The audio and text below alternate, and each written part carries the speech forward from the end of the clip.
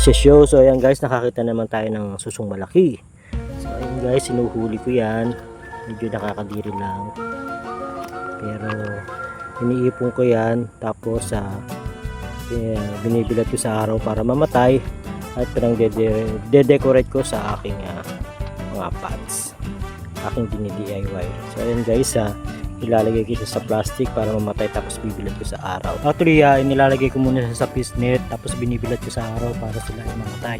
Yan, ito yung naglalabasan pagka tagulan. So ang ginagawa ko dyan guys ay iniipon ko at ginagawa kong pang decor sa aking garden. Ginagawa ko siyang pang decor garden. Siyempre, kagaya niyan, lalagay natin niya sa lalagay natin siya sa pot.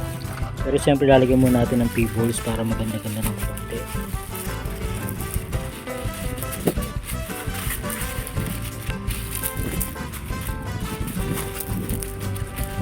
And actually sa Shopee yan ay may nabibili nga pebbles.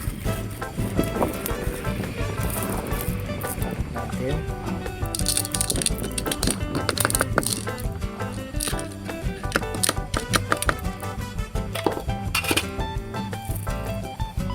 Maganda-ganda, para medyo maganda siyang tingnan.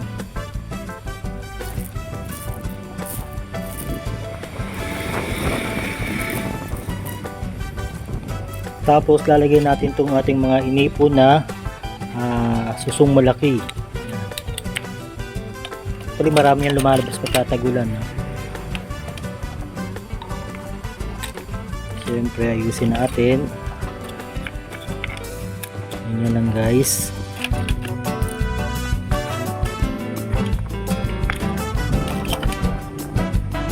Ayusin natin. So pwede siyang pang indoor outdoor. Kasi ito na mga Sansevieran to, pwede siyang indoor plant. Pwede natin siyang ilagay sa indoor or outdoor.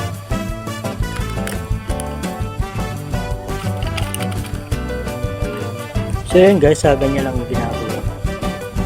Diba, pwede siyang pang indoor, outdoor, garden, decor. Yan lang guys.